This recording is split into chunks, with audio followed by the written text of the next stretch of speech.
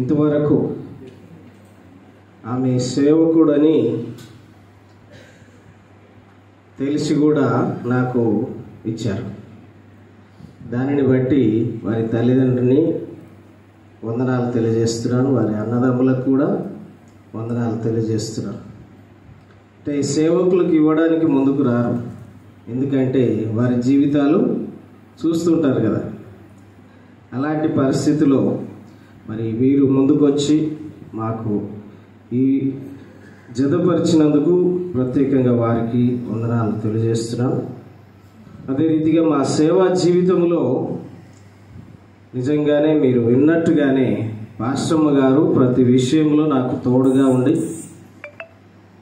అన్నిటి యందు మీరు అన్నట్టుగా హుషారుగా ఉండి, ఒకప్పుడు సేవ అంటే తెలియదు కానీ రాను రాను అది అర్థమై తానే నాకంటే అధికంగా సేవలో పాల్గొనడం, అందరినీ ప్రోత్సహించడం, అందరినీ నడిపించడం, అదే రీతిగా కష్టాల్లో శ్రమల్లో కృంగిపోక మరి ప్రార్థనలో ముందుకు సాగుతూ సహాయకురాలుగా మరి ముందుకు నడిపించింది.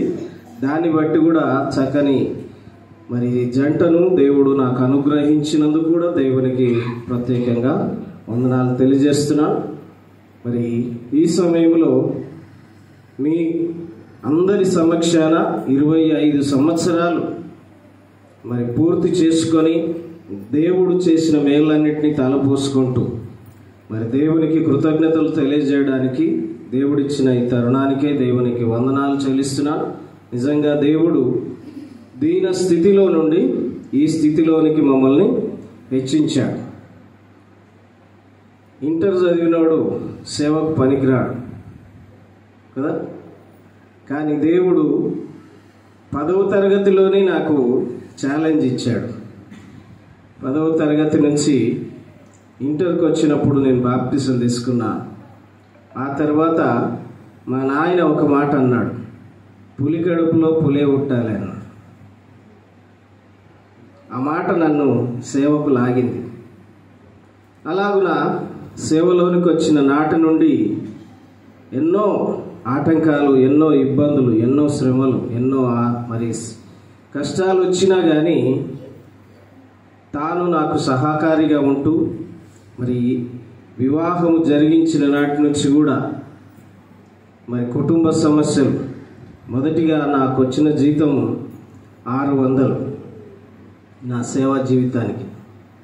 అప్పటి నుంచి కూడా దేవుడు దీన స్థితిలో నుండి సంగాపురం గ్రామంలో ఉన్నాము. మొట్టమొదట గంగావతి పక్కల, అలాగే గాలమ్మ గుడి, బాపురెడ్డి క్యాంపు, ఏలూరు, సిద్దిగేరి అనే 5 గ్రామాలు దర్శించాం.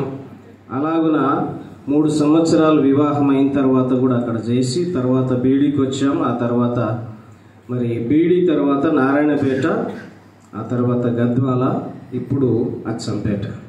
ఈ రీతిగా అనేక ప్రాంతాల్లో వాడుకున్నాడు. ఇంకా గంగావతిలో నా అంటే మొదటి సేవా జీవితంలో యవనస్తుల మధ్య మా ఫీల్డ్లో ఒక గొప్ప సేవకునిగా నన్ను వాడుకున్నాడు.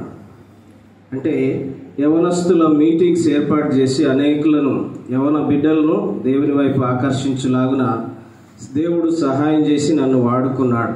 అలాగున ఇది అనేక రీతులుగా జ్ఞాపకం చేసుకుంటే దేవుడు ఎలాగునా నన్ను నడిపించాడో వాటన్నిటినీ జ్ఞాపకం చేసుకుంటే నిజంగా దేవుడికి మేము ఎంత రుణస్థులమో కూడా జ్ఞాపకం చేసుకుంటున్నాం. దేవునికి కృతజ్ఞత వందనాలు తెలియజేస్తూ ఉన్నాం. కావున ఈ సమయంలో ఈ కార్యక్రమానికి దేవుడు సహాయం చేశాడు అన్ని విధాల. కావున దేవునికి సమస్త ఘనత, మహిమ, ప్రభావములు చెల్లిస్తూ ఉన్నాను.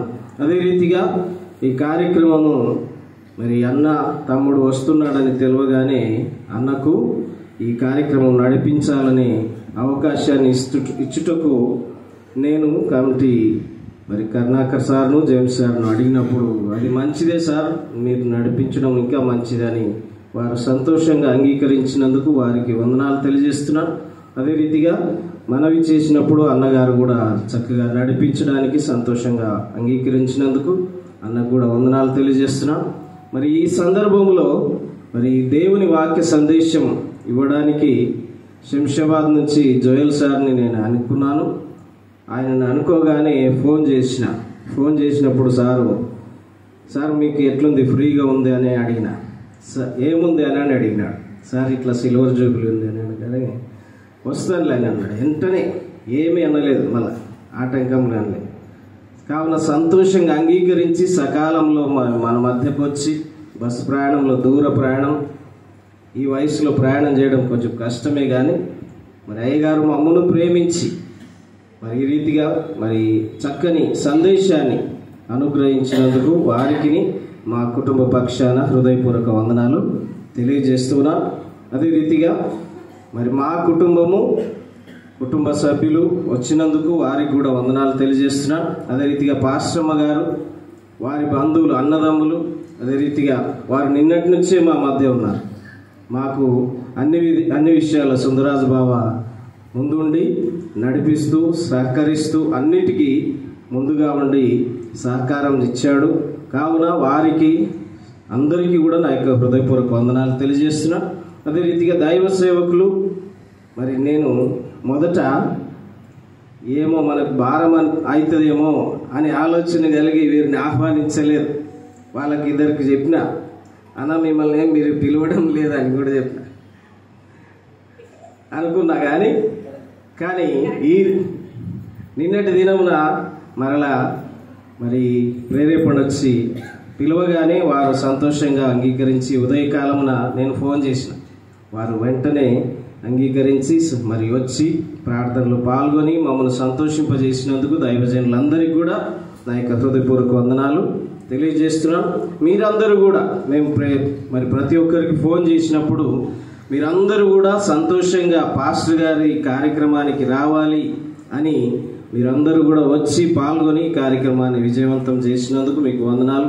ప్రత్యేకంగా పాటలు పాడిన సంఘ స్త్రీలకు, మరి ప్రార్థనలు చేసిన వారికి, మరి క్వైర్ వారికి వందనాలు తెలియజేస్తున్నా. అడ్వైజర్ గారు గ్రీటింగ్స్ తెలియజేశారు, పాస్టర్ గారు తెలియజేశారు. వారికి కూడా హృదయపూర్వక వందనాలు తెలియజేస్తూ ఈ సమయాన్ని అధ్యక్షుల వారికి అప్పగిస్తాను.